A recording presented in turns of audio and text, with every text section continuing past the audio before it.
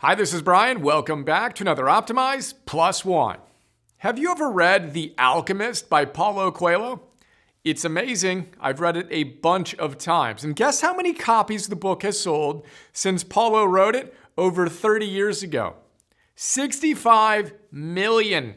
It's been translated into 80 languages, which takes the prize for the most translated book by any living author, and is widely considered one of the 10 best books of the 20th century. But you know what? Before becoming one of the best-selling books of all time, it was one of the worst-selling books of all time. In fact, here's a little story Paulo shares in the foreword to the 25th anniversary edition of the book. It's almost as good as the story in the book itself. Now, when The Alchemist was first published, Paulo tells us, 25 years ago in my native Brazil, no one noticed. A bookseller in the northeast corner of the country told me that only one person purchased a copy the first week of its release. It took another 6 months for the bookseller to unload a second copy, and that was to the same person who bought the first. And who knows how long it took to sell the third. He continues by saying, by the end of the year, it was clear to everyone that The Alchemist wasn't working. My original publisher decided to cut me loose and canceled our contract. They wiped their hands of the project and let me take the book with me. I was 41 and desperate. Then what? Well, he says, quote, but I never lost faith in the book or ever wavered in my vision. Why? Because it was me in there, all of me, heart and soul. I was living my own metaphor.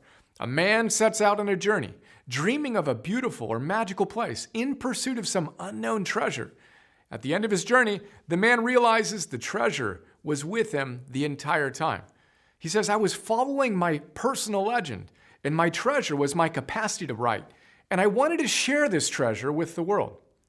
As I wrote in The Alchemist, he says, when you want something, the whole universe conspires to help you. I started knocking on the doors of other publishers, one opened, and the publisher on the other side believed in me and my book and agreed to give The Alchemist a second chance. Slowly, through word of mouth, it finally started to sell 3,000, then 6,000, 10,000, book by book, gradually throughout the year. Now fast forward. 8 months later, an American visiting Brazil picks up a copy of The Alchemist at a local bookstore and asks if he can translate it. One thing leads to another, which leads to another, which leads to Bill Clinton leaving the White House with a copy of the book, and Madonna and Will Smith raving about it. Then it hit the New York Times bestseller list and stayed there for more than 300 weeks.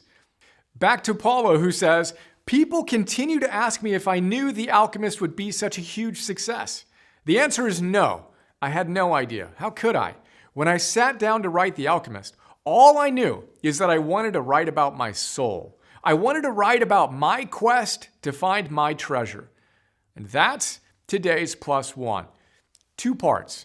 First, if you're one of the 17 people on the planet into optimizing who haven't read The Alchemist yet, what are you waiting for? And second, what's your personal quest? What do you really want? Remember, I quote again, there is one great truth on this planet. Whoever you are, or whatever it is that you do, when you really want something, it's because that desire originated in the soul of the universe. It's your mission on Earth. And when you want something, all the universe conspires in helping you to achieve it.